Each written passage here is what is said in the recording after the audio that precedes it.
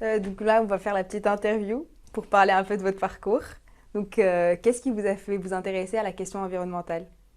Alors en fait, au départ, moi j'étais plutôt dans les sciences de gestion, dans le numérique en fait, et dans le Ok. numérique en santé. Et j'ai commencé à m'intéresser sérieusement à la question environnementale par deux biais. Le premier, c'est il y a presque une dizaine d'années, quand j'ai commencé à avoir envie de devenir maman, tout simplement. Je me suis beaucoup intéressée à la question des environnements et de la pollution et de tout ce qui pouvait se trouver autour de moi. Et à ce moment-là, j'ai commencé à comprendre aussi l'impact environnemental et l'impact carbone de nos sociétés. Et donc j'ai tiré le fil et je me suis jamais arrêtée.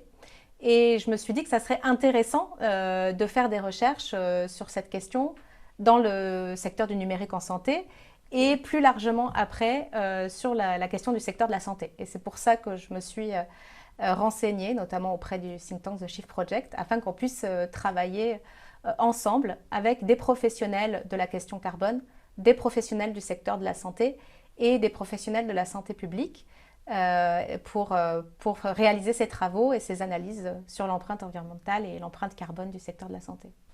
Du coup, vous vous êtes intéressé au numérique. Donc, quels sont les avantages et les inconvénients du numérique dans le système de la santé? Parce qu'on sait que ça génère beaucoup de déchets quand même. Et les déchets du numérique, on en parle de plus en plus là. Enfin, on en est en plus un peu moins conscient que les déchets physiques. Oui, absolument.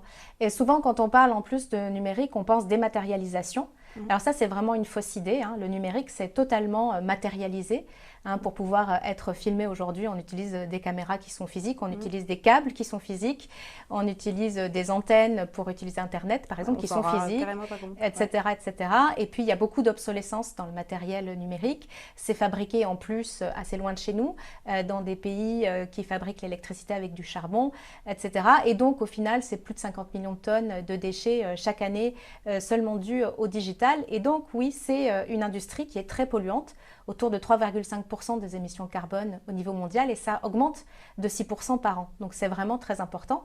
Et dans le cadre de la santé, on a une tendance effectivement à la digitalisation pour accompagner les patients, en fait, pour faire plus d'accès aux soins, aussi plus de prévention.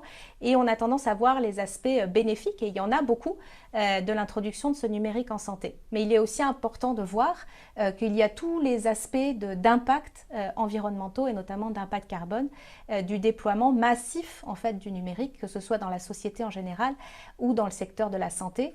Et également, bien sûr, les enjeux éthiques Mhm. associés au déploiement de ce numérique. Alors, on peut penser à l'éthique médicale, on va dire, sous sa forme classique, avec les données de santé, etc. Mais aussi l'éthique liée au fait de produire tous ces dispositifs numériques et donc d'avoir un impact sur l'environnement et par ricochet sur la santé des populations.